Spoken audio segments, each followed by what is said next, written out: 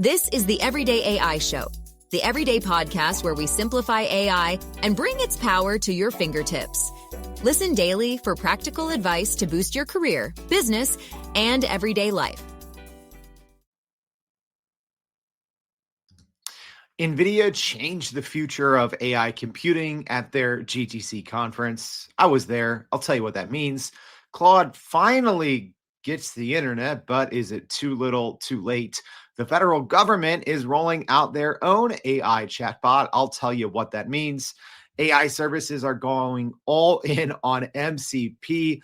ChatGPT got new voice models, even though it had the leading voice models, and Gemini added two pretty small new AI features inside Gemini that I think are actually going to be really big. There was a ton of AI news this week, as just about every week, but I don't want you spending hours every single day like going down rabbit holes and being like, what is all this? What does it mean for my company, for my career? Don't do that. I do it for you. All right. So welcome to Everyday AI. What's going on, y'all? My name is Jordan Wilson, and I'm the host of Everyday AI. This is your daily live stream podcast and free daily newsletter, helping us all not just keep up with AI, but how we can use it to get ahead, to grow our companies and our careers. So if that sounds like what you're trying to do, you are in the right place. Almost every single Monday, we bring you the AI news that matters. Yeah, I do this every single day. So on Monday, I'm like, y'all, here's what you need to pay attention to. Here's what doesn't matter, right? And then hopefully give you some good advice that you can take that back to work and be the smartest person in your company or in your department when it comes to AI. So I'm excited to go over some of these huge stories. Love to see our live stream audience in the house. If you have any questions, get them in. I'll try to get some at the end if you do have any. But thanks for joining, Samuel and Sandra from YouTube, Brian joining us from Minnesota, Parimi, thanks for joining from India, Sandra, Renee, Marie, Fred holding it down in Chicago, just like me. All right. Love to see it.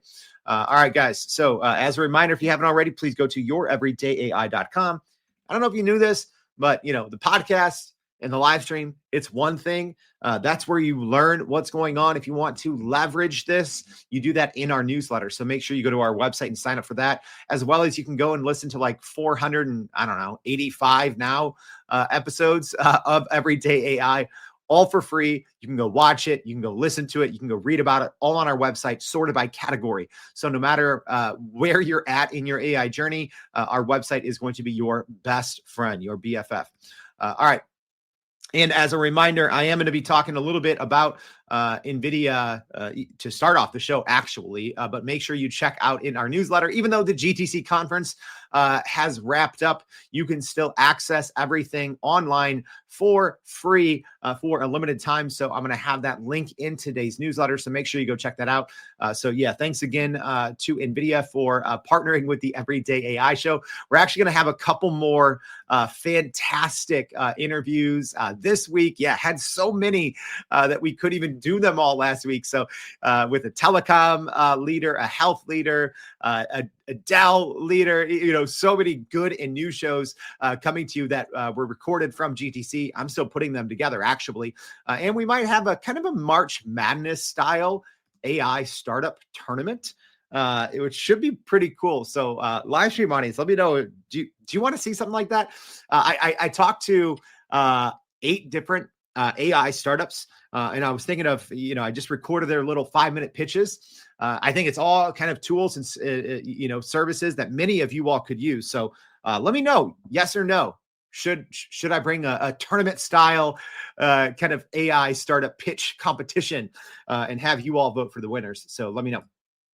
All right, enough chit chat.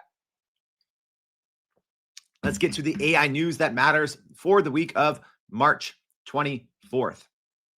A lot to go over today, y'all. Let's get to it. So NVIDIA has announced a groundbreaking new suite of AI desktop supercomputers, the DGX Spark and the DGX Station. So these were announced at their NVIDIA GTC conference, and they are designed to empower developers, researchers, and data scientists with local AI capabilities. During his keynote, NVIDIA CEO Jensen Huang introduced two new personal AI supercomputers during the keynote. So the DGX Spark and the DGX Station, and both are powered by the Grace Blackwell platform. So these systems are tailored for running neural networks and AI applications locally. So the DGX Spark, this one was actually just kind of an upgrade and a refresh, because previously this was the Digits system. So now Digits is DGX Spark, and that features the GB10 Grace Blackwell super chip, delivering up to 1,000 trillion operations per second. So 1,000 tops. So that's for AI tasks, making it a compact yet powerful tool for prototyping and refining AI models and running local AI models. And then you also have the big boy, the bigger version of this, which is brand new and was just announced. That is called the DGX Station, and that is a more advanced system. So, essentially the DGX Spark, it's like, it's like a big hockey puck, right? If you've known these, if you know the Mac Mini or something like that, it is that size. The DGX Station is more something. It is kind of a plug and play and modular system, but you can get the full desktop version of this thing as well. And this thing, ready, y'all, has 784 gigabytes of coherent memory. That's wild, right? Like, I thought like a couple of years ago, it's like when I got a laptop with like 16 gigabytes of memory, I'm like, oh my gosh, I'm in the future. No, this thing has 784 gigabytes of memory. So yeah, like, in terms of what you can run locally, right? Because that's what this is all about. This is all about giving, power users and everyday people, I think as well, the ability to run, state-of-the-art open source models on your computer, right?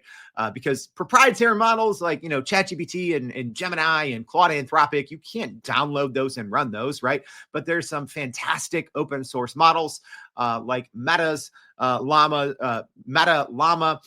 Google actually has an open source model that I think is very impressive in their Gemma 3, Mistral's models, even NVIDIA's own Nemotron based on Llama. There's so many very capable models now, right? So as well as, DeepSeek, for those of you DeepSeek fans, I'm not a big fan, right? But the gap between, proprietary cloud models and open source models, it's down to like almost nothing, right? So the fact that you can now run, so the DGX Spark is having a price tag of $3,000.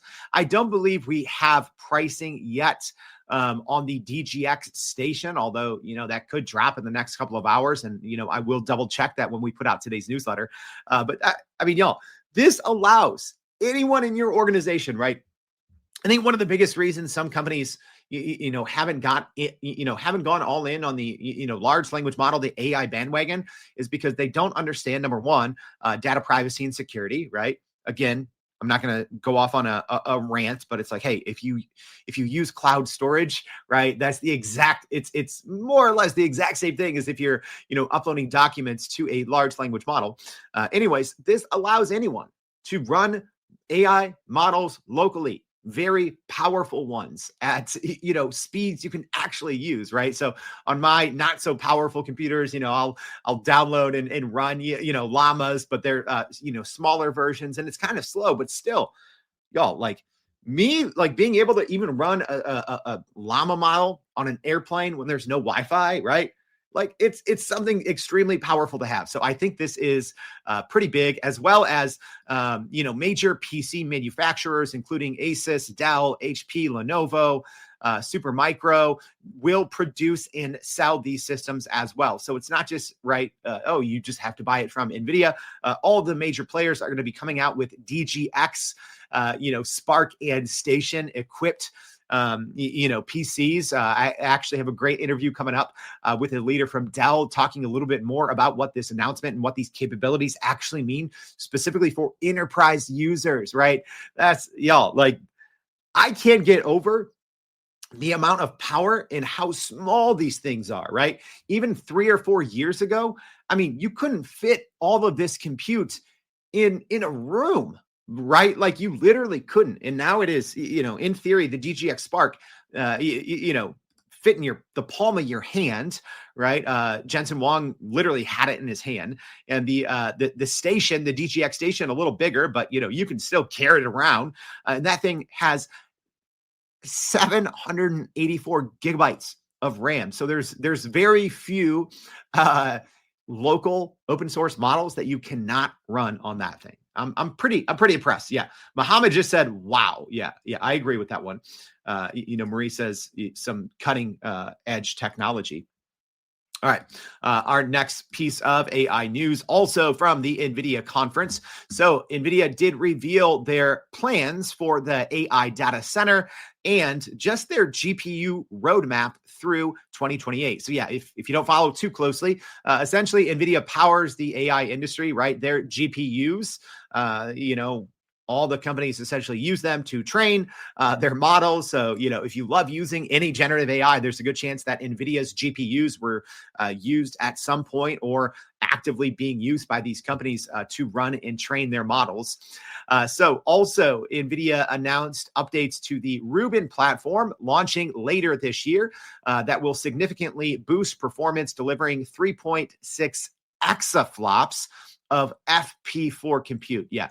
So that's probably above, my head and many others. Right. But yeah, it's stinking powerful. As well as NVIDIA talked about their upcoming Blackwell B300. So Rubin will introduce next generation HBM4 memory technology, which just means faster interconnects and greater bandwidth to support increasingly complex machine learning models. Also, there is the entirely new Vera CPU that will accompany the Rubin GPUs, replacing NVIDIA's Grace CPUs. All right, so faster CPUs to accompany GPUs. Also, Rubin Ultra is slated for 2027 and will take performance to very new levels with a new rack configuration featuring up to 576 GPUs. Yeah, so unless you're running the IT department, this might not necessarily pertain to you personally, although this is, like I said, all of the AI systems that we're using will be benefiting from NVIDIA's new and refreshed GPU roadmap. So NVIDIA also talked about the growing demand for AI factories capable of handling vast amounts of data and compute-intensive tasks. So looking beyond Rubin, NVIDIA also teased its next GPU architecture named after physicist Richard Feynman, suggesting even greater advancements in compute density and efficiency for 2028. So yeah, we should see, like I said, some Rubin updates in later this year, then some Vera Rubin updates in 2026, Robin Ultra 2027, and then the Feynman GPU series coming in 2028. All right, our next piece of AI news. Two pretty big companies are going all in on MCP support. All right, don't worry, I'm going to break that down and tell you what it means. But Zapier and Microsoft have both announced support for MCP, which is the Model Context Protocol integration. So MCP was developed by Anthropic, and it's an open source protocol designed to facilitate the integration of AI models with external data sources and tools. So MCP is a protocol that enables your AI assistants to securely connect with thousands of apps and perform actions such as sending messages, scheduling events, and updating records with any other complex coding tools. So think of it, it is sort of like an API, right? It's technically, I believe, a layer on top of an API, but this just allows all of these different AI tools to talk to each other. So keep an eye out for what other big companies start offering MCP support. So on Zapier's side, so Zapier MCP connects to over 8,000 apps without complex integrations. So Zapier's MCP enables AI assistants to perform real-world tasks like sending messages, managing data, and scheduling events across 8,000 apps and 30,000 actions. All right. And then Microsoft introduced Model Context Protocol, or MCP, support in Copilot Studio. Pretty interesting. So building your own low code or no code AI agents. So Microsoft has launched MCP in Copilot Studio, enabling seamless integration of AI apps and agents with just a few clicks. So MCP simplifies connecting to knowledge servers and APIs, allowing real-time data access while maintaining enterprise security like virtual network integration and data loss preventions. So on the Copilot Studio side, users can access pre-built MCP-enabled connectors in the marketplace, dynamically add tools to agents that you build, and reduce maintenance effort through automatic updates.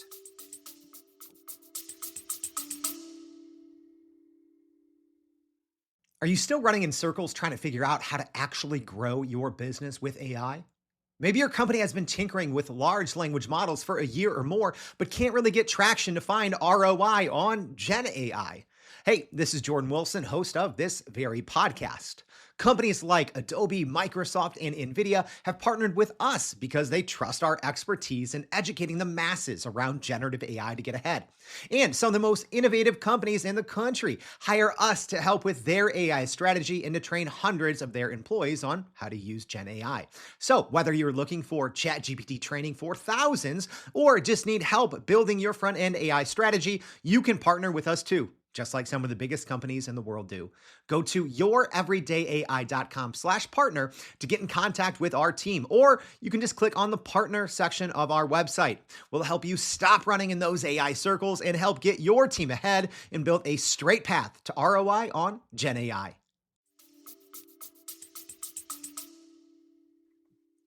So let me know, should we be doing a dedicated MCP show, y'all? It is a newer protocol. To be honest, it's something I'm still even learning about myself and experimenting with. But I think and I hope maybe that's what everyday AI is good for, right? There's no experts in MCP technology. It is brand new, but I do think that it's going to be a very important protocol moving forward, in the same way that most enterprise businesses nowadays can't run without APIs or maybe webhooks, right? That just allow all your different apps to talk to each other, right? So now you have essentially this AI version of APIs. I'm simplifying it there, that allow your different AI tools and software both to talk to each other and to talk to your data. So I do think this is pretty big. It is a little bit technical, but I just think, kind of how, we've had this, these different periods of generative AI, right? So we had the large language models, right? The AI chatbots, and then we had RAG, retrieval augmented generation, and now we have agentic AI, right? I think one of those next big steps forward is probably going to be this MCP protocol. All right, Pedro says definitely. Joe says I'm down with MCP. Yeah, you know me. All right, 90s rap reference for you. All right, our next piece of AI news. Pennsylvania's AI pilot program is saving workers 8 hours a week, according to their governor. So Pennsylvania Governor Josh Shapiro revealed some promising results from the state's groundbreaking pilot program integrating ChatGPT into government services.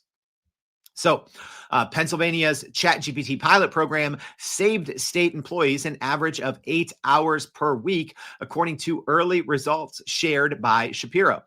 So launched via an executive order in January of 2024, the program initially provided 50 licenses for ChatGPT Enterprise and has since expanded to 175 employees across 14 agencies. So despite nearly half of participants having never used ChatGPT before in this first wave of the state study, 85% reported positive experiences using the tool, underscoring its accessibility and effectiveness. So employees participating in the program reported saving approximately 95 minutes a day, so just over an hour and a half, which leads you to that 8-hour-a-week figure, allowing them to focus on more complex tasks and direct interactions with Pennsylvania citizens. So specific successes included simplifying job descriptions, which reduced hiring and onboarding times from 90 days to 60 days, and consolidating 93 IT policies into 34 for the state, streamlining their operations. So roles such as state attorneys and construction project managers benefited from AI assistance, showcasing its versatility across different sectors. So Governor Shapiro emphasized that AI served as a quote unquote job enhancer rather than a replacer, reiterating the importance of keeping humans involved to ensure nuanced decision making. So the program's first phase will conclude on May 31st with plans to expand access to more employees in the second phase. My take on this, only 8 hours per week? I don't know. I don't understand that. I don't understand. Like anyone that's not saving at least 2 to 3 hours a day, right? If you're not saving 2 to 3 hours a day minimum by using AI operating systems, right? I think there's a difference. And I think that ChatGPT is really right now the only AI operating system that runs, quote unquote, in the cloud as an AI chatbot. I obviously think Microsoft 365 Copilot is its own beast. But aside from that, I think Google Gemini will get there. I think Anthropic Claude may get there. But I think right now, ChatGPT is the only what I would call AI business operating system. And I think they are in a league of their own. But the fact that, these Pennsylvania state employees are only saving about 90 minutes a day leads me to believe they need to be trained, right? In so many organizations, right? Companies reach out to us when they want to train their employees, right? So whether it's, 50 employees, 500, they reach out to us. And, I'm usually pretty shocked. Well, first, it's good that companies reach out because this is what we do every day, right? We live inside of ChatGPT. That is, my personal in our team's kind of home base when it comes to, AI, large language models or your, AI business operating system. But I can't see a way that most employees aren't saving at least 2 to 3 hours a day. If so, that means your employees don't know what they're doing, right? I mean, yes, it depends on what their work actually is. It depends on, data access, data security, right? But at the enterprise system, I will say if you use any cloud storage, it's the exact same thing. So yeah, I'm personally shocked at how little it was, 8 hours per week means, hey, those Pennsylvania state employees need a little bit of training, like I think most companies do. All right. Adobe, which I don't get why all these big companies have their, conferences on the same day, right? Adobe had their conference right in the middle of NVIDIA's GTC. So I think they had some pretty exciting announcements that maybe got slept on. But Adobe and Microsoft announced a major collaboration to integrate AI tools from Adobe directly into Microsoft 365 apps. So Adobe unveiled their Adobe Marketing Agent and Adobe Express Agent, enabling marketers to create content, analyze data, and collaborate without leaving Microsoft apps like Teams, PowerPoint, and Word. So the Adobe Marketing Agent aims to simplify tasks like audience targeting and campaign tracking, while the Express Agent allows users to generate high-quality visuals directly within Microsoft apps, eliminating the need to switch platforms. Like I said, the Adobe Express agent lets users generate images for presentations, social posts, and documents through a conversational interface. And the Adobe Marketing Agent helps refine audience targeting, pulling insights from Adobe Analytics tools, and creates reports directly within Microsoft apps. So, yeah, if you are a Microsoft organization and you are a heavy Adobe user, this is going to be huge news for you and just for any marketers. Also, integration with Adobe Workfront streamlines project management and boosts collaboration across teams. So it should be interesting to see what other big companies start partnering with Microsoft kind of for these kind of brand or company specific AI agents. So yeah, I think in total, and we shared this in our newsletter in the middle of the week last week as well. Adobe also rolled out 10 different kind of pre-made, pre-built AI agents as well. So I think pretty exciting news if you're a marketer, if you use Adobe, time savings right there, right? And then being able to run all of these, presentations and generate reports just from within, Microsoft Teams, Microsoft PowerPoint, Microsoft Word, not having to, jump around. I mean, that's a huge boon for productivity as well. All right, our next piece of AI news. Nothing new necessarily, but an update that I think is worth mentioning. So over the weekend, OpenAI has made Sora, its AI video tool, unlimited for paid users on the $20 a month plan. So this is pretty big because originally OpenAI's Sora, their AI video generating tool, was only rolled out to ChatGPT Pro users on that $200 a month plan. And then Plus users got very limited access. So now OpenAI just quietly took away all limits. So if you are a paid ChatGPT user on any tier, you should now have unlimited access to Sora. So this is pretty exciting, I'd say. Previously, they did have that credit system for both Plus and Pro users. Technically, just the Pro limits were much higher, and the $20 a month ChatGPT Plus limits were pretty low. Well, why did they do this? Well, I think it's because of competitors, right? So right now, I think when OpenAI initially teased Sora, which was now almost like a year ago, I don't think that there was another AI video tool that was in the same conversation. However, it took OpenAI a super long time to actually release Sora. So here's the trick. Google Veo. I always forget if it's Veo, even though I talk to Google people about it. Sometimes I just forget things. Veo 2, Google's version, Google's AI video generator is much better.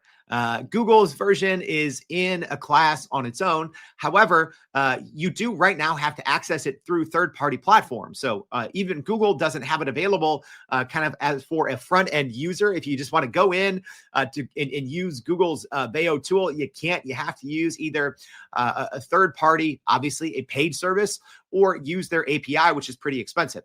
But there's been some other great AI video companies, especially out of China. Kling AI is one here in the US, Runway. So essentially, I think all of these other AI video generators have gotten so much better in the last year. And OpenAI, even though when they first, kind of teased Sora, right, it broke the internet because we hadn't seen anything like that. But it took them, 8 months to actually just start releasing it. I do think Sora and OpenAI has just better user interface, user experience than a lot of the other tools.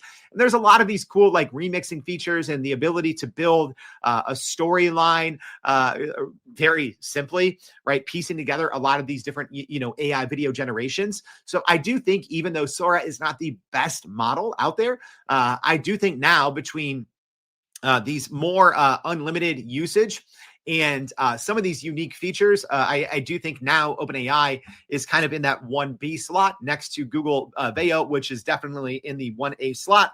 And then I think you have everyone else kind of, your Kling, your Runway, your Pika, your Luma, all of those I think are right underneath Sora. Although, I think at that point, after Google Veo, it's kind of up for interpretation. It's up for your personal taste after that and what you really value in an AI video generator. But I'm telling you, the technology on the video space is so fast. So yeah, I actually talk about that with a Dell leader in a conversation that I'm going to be debuting here pretty soon. We were just talking about, it is unbelievable how far this space has come. So if you haven't really looked at it in 3 to 6 months, maybe you don't think that AI video is something that your company will use, you're wrong. You're wrong, right? Let me tell you this. The days of hiring super expensive, videography companies, those days are unfortunately dwindling down. I'm not saying that's going to be something that doesn't exist anymore. Obviously you're still going to have your high-end video production and creative agencies.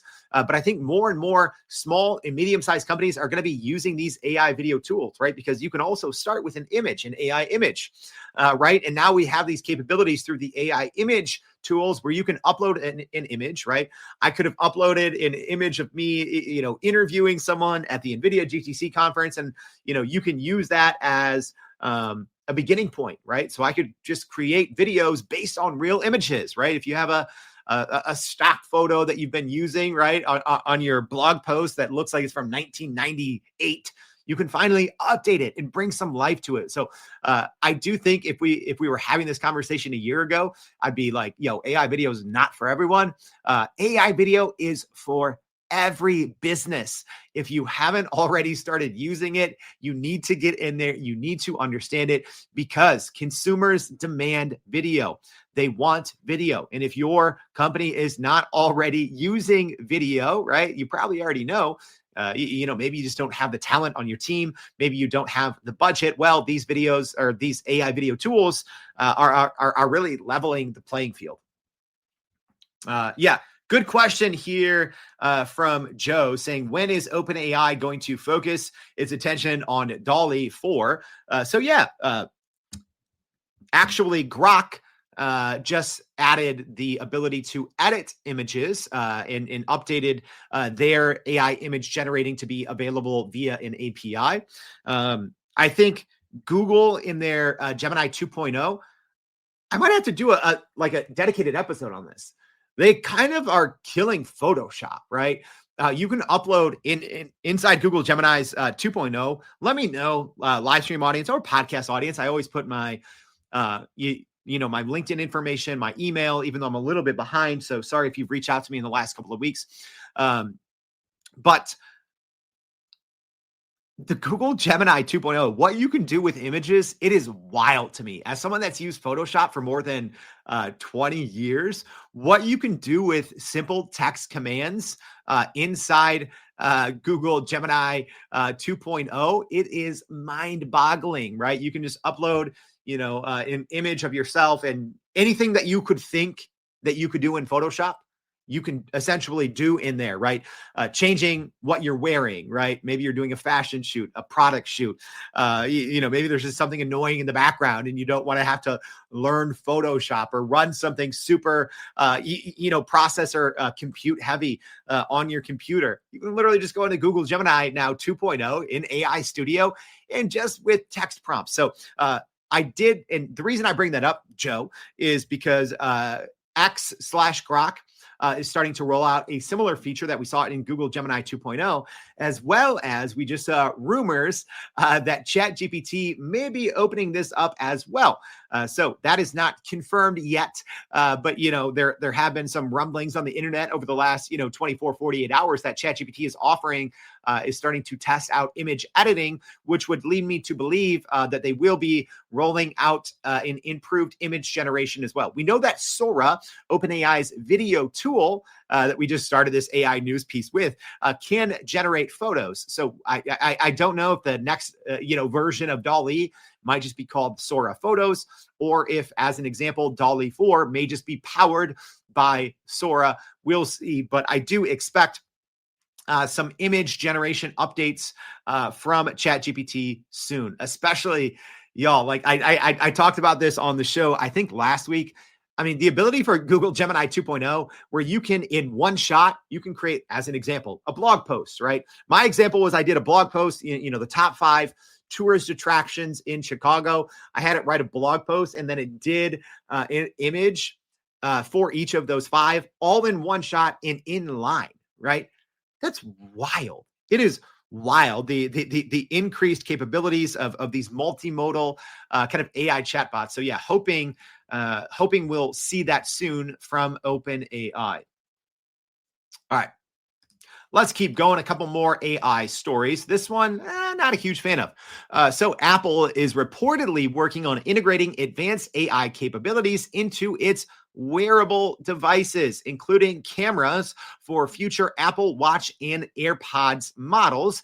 And that's according to Bloomberg's Mark Gurman, who is kind of the leader in getting all scoops on all things Apple. So according to reports, Apple is developing multiple versions of future Apple Watch models equipped with cameras to enhance AI functionality, allowing the device to, quote unquote, see the outside world. So this aligns with Apple's focus on expanding its visual intelligence technology.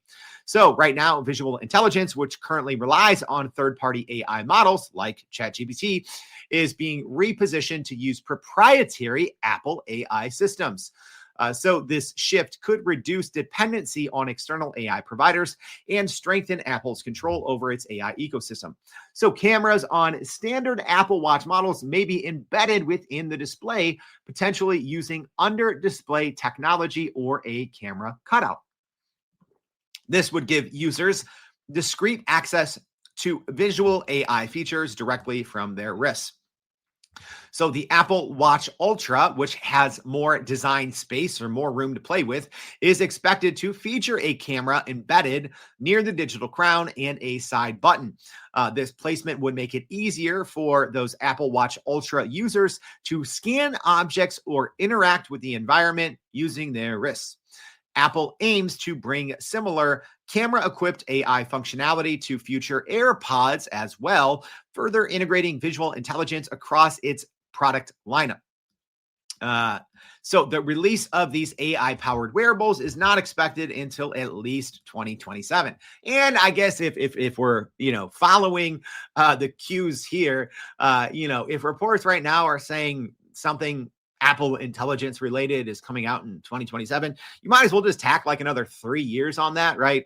A lot of things that Apple promised last year in its WWDC keynote address talking about Apple intelligence have not even begun to roll out yet, even though Apple was running marketing commercials on a huge scale, promoting features that literally are not available, which now they're facing some class action lawsuits on. So again, I'm not going to turn this into the, I'm going to accidentally poo-poo on Apple intelligence and go off on side rants. But, I'm not personally a fan of cameras in watches. I don't know why. I still think we need some semblance of privacy and trust when it comes to AI and just when it comes to cameras, right? As an example, right, I was on the NVIDIA GTC show floor for all of, I think I had like 6 minutes to spare, literally. I was jam-packed with interviews. So, I had my Meta Ray-Ban glasses on, which is great. So, but I think when people are wearing those, they can kind of see and understand that you're probably recording something, right? There's a little status indicator. So I don't know, like having this on the watch, cameras on the on the AirPods. I don't know. I'm not a fan of it, even though I use and I enjoy Apple technology. Not a huge fan of throwing cameras and trying to bring AI to my watch. That's just me. Like, first, Apple, get it figured out on the phone, right? You're like 30 years behind. Yeah. Fred said new Apple Watch camera, watch out locker rooms. Yeah. So many like intrusive, just red alarms blaring. There's just like, I don't know, like, does anyone actually want this? This just seems like a bad idea. So I don't know if Apple's just trying to put out, a bunch of new, AI enabled, products. I mean, the biggest thing is everyone wants to collect more visual data to make their AI models better. Because essentially, right, I was having a conversation with this at the NVIDIA GTC conference. Obviously, large language models aren't at the point where they've hit the ceiling in terms of data available that they can learn and be trained on. But essentially, I like to say it like this. Today's current models, and by today, I mean, years past models, have essentially been trained on knowledge worker data, or, data that you would presumably, read on a screen, text, images, etc.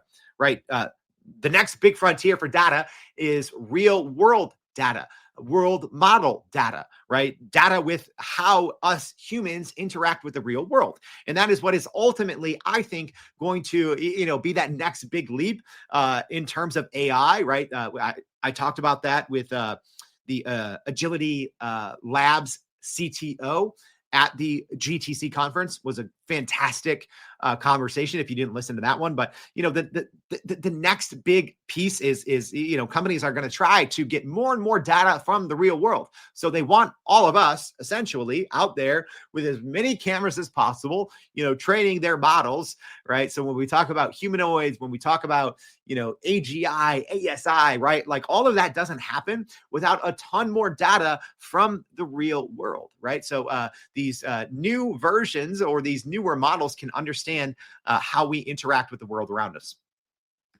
All right, next piece of AI news. The General Services Administration, the federal government, so that's the GSA, has unveiled a new generative AI chatbot designed to improve efficiency and automate repetitive tasks. So the chatbot, which is now available to GSA federal staff, utilizes large language models from companies like Anthropic and Meta to assist with basic tasks, including writing. So according to Wired reports earlier this month, the Department of Government Efficiency, or DOGE, right? Is it DOGE or is it Dodge? I think it's DOGE, deployed a similar chatbot called GSAI. That's not confusing. Deployed that to 1,500 workers. So the tool's release coincides with the closure of GSA's 18F digital services team and downsizing of the technology transformation services, raising questions about the future of federal tech innovation teams. So GSA officials clarified that the chatbot is not for replacing jobs, although that's kind of what it's doing. They did say it's not also intended for official agency decisions, and it operates separately from GSA knowledge bases. So safety controls are in place to prevent sharing sensitive information, and prompts are logged but not classified as federal records. So the agency aims to measure the tool's success through adoption rates rather than workforce reductions, signaling a focus on cultural integration rather than immediate cost savings. I don't know. It just seems like to me, right now, the stance of the federal government and DOGE is to get rid of as many federal workers as possible and integrate AI tools in their place. So although they're not really coming out and saying, yeah, we're using AI to replace jobs, that is literally kind of what the U.S. government is doing with these huge cuts across the board, across federal agencies. So you're seeing, thousands and thousands of humans being laid off, and you're seeing more and more AI tools being used in the U.S. federal government. All right, a couple more stories. I'm personally excited about this one. So Google has launched a few new features in Gemini. They may be small. You might not have seen them, but I'm personally excited to use them. So Google has unveiled two new AI-powered features for paid Gemini users. Canvas in audio overviews. So Canvas, like we've seen from some other companies, ChatGPT has their Canvas tool. Claude has their version of it, which is called Artifacts.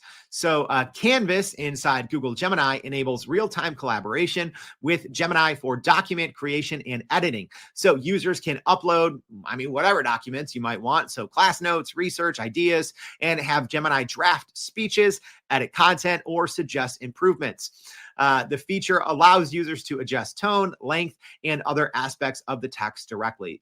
If you use ChatGPT Canvas, I'd say that is the closest, other AI tool out there right now to Google Gemini's Canvas. So it also supports coding projects, offering an interactive learning experience. So Google highlighted how Canvas can help users learn by creating simple coding projects like a tic-tac-toe game, complete with explanations and previews to guide learners through the process.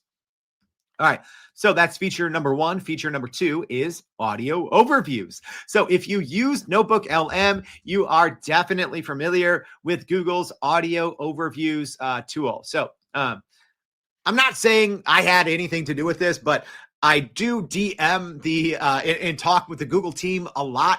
And I told them about, 6 months ago, I'm like, you guys really need to be rolling out the audio overviews inside of Gemini. I got kind of a positive affirmation. So I'm sure it was already on the roadmap, but I even told them like, hey, 6 months ago,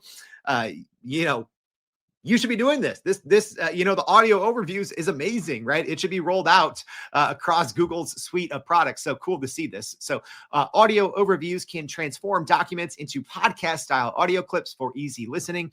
This feature lets users upload PDF files, slides, or research reports and generates conversational audio summaries, making complex information more digestible.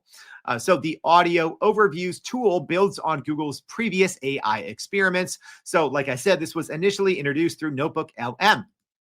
And this is now available for paid Gemini users in both the mobile and the web platform. Here's how you use it. So like I said, you need to be on a paid plan first and foremost. For Canvas, there should be a new Canvas button where you would normally put in your text prompt. And for audio overviews, I'm guessing there's going to be a way to do this a little bit better visually, but the easiest way to do that right now is you can just upload a bunch of documents and just say, please create an audio overview for, these documents.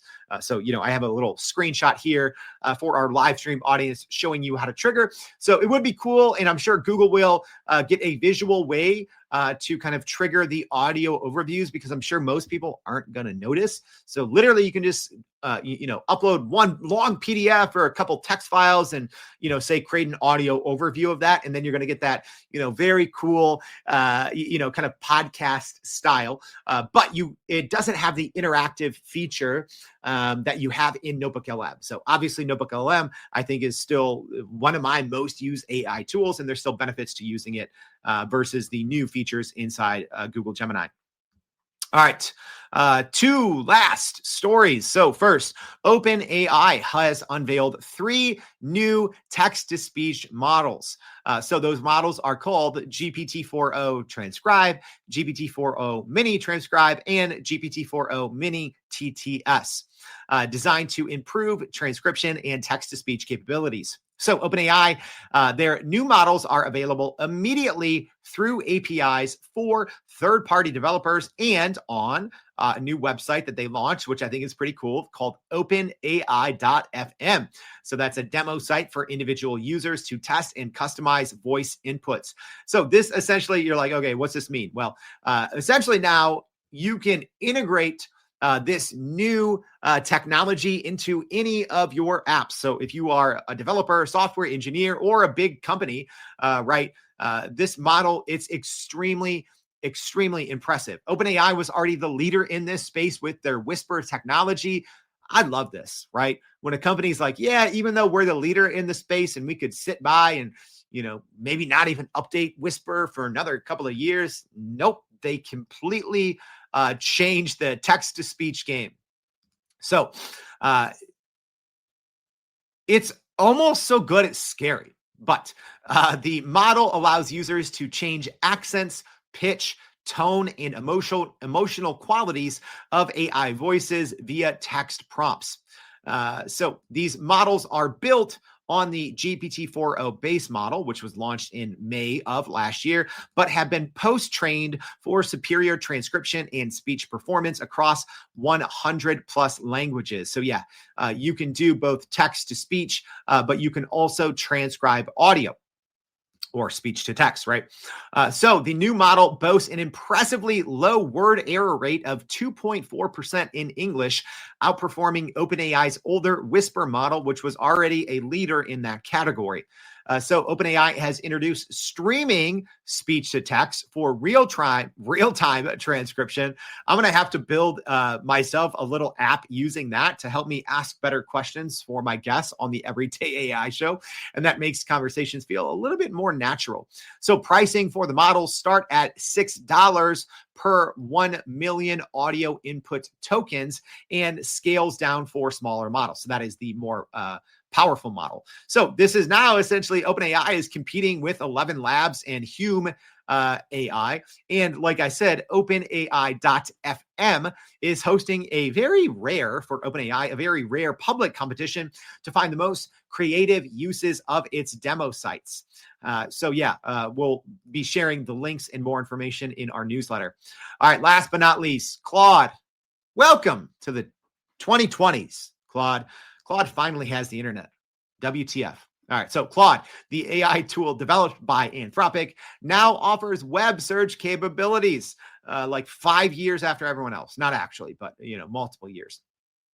So the new feature is currently available in the US for paid users only and expands Claude's ability to deliver actionable insights across various industries. So Claude's web search feature enables users to access the latest events, trends, and information by integrating real-time data from the internet into its responses.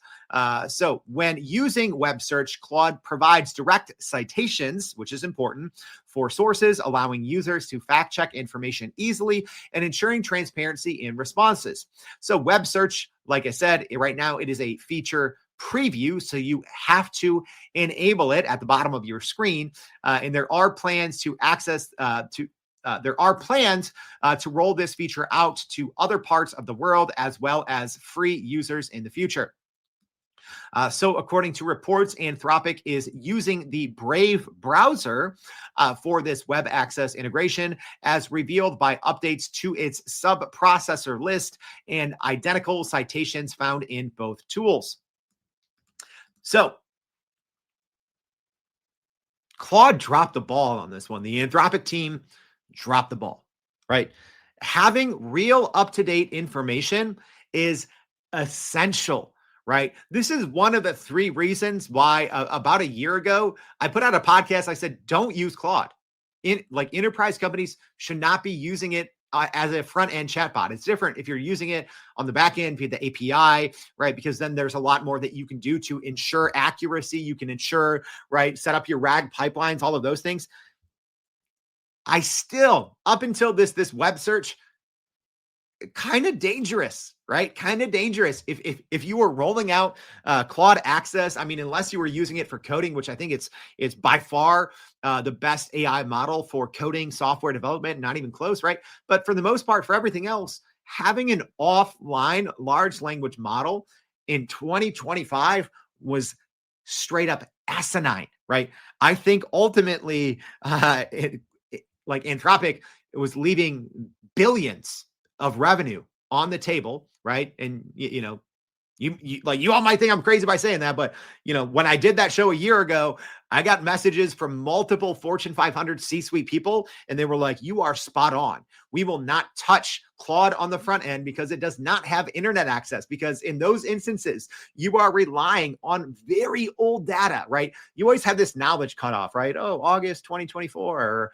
October 2024. But that is the best case scenario. So many large language models are trained on these huge data sets, and the data in there might actually be multiple years old. So many people just blindly trust what an AI model spits out, not knowing it might be pulling in data that's 2, 3, 4, 5 years old.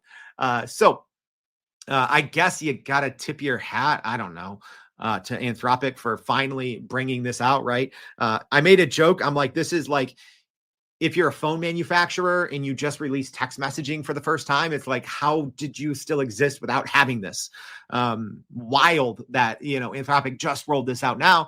But with that being said, I probably will use Claude for some more tasks that I just haven't touched with Claude for that very reason, because it can actually be a little dangerous, especially if you don't know what you're doing, to blindly use Claude for a lot of things prior to it having web access. So that's at least good, but kind of nutty that we got there in the first place. All right. Let me very quickly recap the top AI news stories, the AI news that matters for this week. So first, we talked about NVIDIA unveiling their new AI-focused desktop systems, DGX, that were unveiled at the GTC conference. Also at the GTC conference, NVIDIA revealed its GPU roadmap going all the way to 2028. Zapier and Microsoft now officially support the MCP, the Model Context Protocol. Pennsylvania just released some initial findings from their AI pilot program where they're rolling out ChatGPT access to state workers. Adobe partnered with Microsoft and is rolling out some Adobe marketing AI agents inside the Microsoft 365 Copilot platform. OpenAI quietly made Sora unlimited for paid ChatGPT users. According to reports, Apple is planning to bring AI-powered cameras into its wearables like watches and AirPods. The federal agency GSA has launched a generative AI tool amid concerns over worker layoffs and surveillance. Google has announced, I think, two really good features in their Canvas and audio overviews for paid front-end Gemini chatbot users. OpenAI has unveiled 3 new voice AI models and text-to-speech models, even though their Whisper model was a leader in the space. And last but not least, Claude has finally unveiled real-time web search capabilities. All right, y'all. I hope this was helpful. If so, please let me know. Repost this, all right? It doesn't help, right? People are always like, oh, Jordan, I've learned so much. What can I do? Share this. Click that repost button, right? I think so many people are scared of AI and so many people are getting lost and really not taking advantage. So if you don't stay up to date, you risk falling behind. And y'all, trust me, because I do this. This is my job. It is nearly impossible for you to have a real job and also stay up to date with everything in the AI world and how it's going to impact how you do your work, how it's going to impact your company, how it's going to impact your future career. So we do that for you. So please help me out by telling someone about this. Email your department, right? If you're giving a presentation on AI, throw our podcast up there as a free resource, on our website. So make sure you go sign up for our free daily newsletter to recap today's show. But on our website, you can now listen to more than 480 episodes, the podcast, the videos. We put up text recaps as well. It is a free generative AI university. So I hope this was helpful. Please make sure you join us tomorrow and the rest of this week. A lot of exciting announcements and shows and interviews that I did at GTC, as well as I think we're going to do that tournament style thing. I saw some of our live stream audience be like, heck yeah, bring that. So we're going to do that. So thank you for tuning in. Hope to see you back tomorrow and every day for more everyday AI. Thanks, y'all. And that's a wrap for today's edition of Everyday AI. Thanks for joining us. If you enjoyed this episode, please subscribe and leave us a rating. It helps keep us going. For a little more AI magic, visit youreverydayai.com and sign up to our daily newsletter so you don't get left behind. Go break some barriers, and we'll see you next time.